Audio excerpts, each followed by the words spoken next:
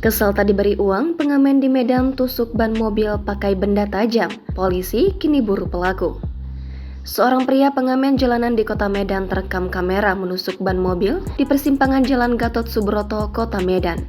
Aksi ini diduga karena sopir mobil maupun penumpang di dalamnya tidak merespon dan memberi pengamen tersebut uang. Video itu pun viral usai diunggah salah satunya di akun Instagram @medanku pada Sabtu 7 Oktober kemarin. Ada orang ngamen minta duit, kalau nggak dikasih dia bisa baret mobil pakai alat musiknya, bahan dari pipa gitu, atau bahkan parahnya lagi, bannya mau dibuat bocor dengan cara ditusuk pakai benda tajam, usai pengirim video.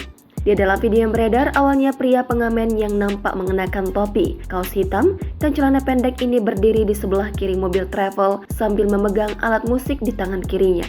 Tak lama kemudian dia mengambil diduga pisau dari alat musiknya, lalu mengetuknya ke kaca, lalu menusuknya ke arah ban mobil sebelah kiri.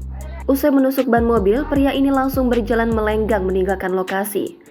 Menurut warga, pengamen ini juga mau menggoreskan benda tajam atau alat musiknya untuk membuat kendaraan lecet jika tak diberi uang. Saat dikonfirmasi, Kapolsek Sunggal Kompol Chandra Yuda mengaku belum menerima laporan tersebut. Dia meminta agar masyarakat yang merasa dirugikan atas ulah pengamen tersebut segera melapor ke Polsek Sunggal. Saat ini pihaknya masih menyelidiki dan mencari pengamen jalanan yang terekam menusuk ban mobil pengendara karena tak diberi uang. Sedang dicari, kita segera kirim tim patroli untuk mencegah hal-hal seperti ini. Polsek Sunggal juga minta kepada masyarakat yang dirugikan segera melapor dan akan kita layani, kata Kompol Chandra Yuda pada Sabtu 7 Oktober kemarin.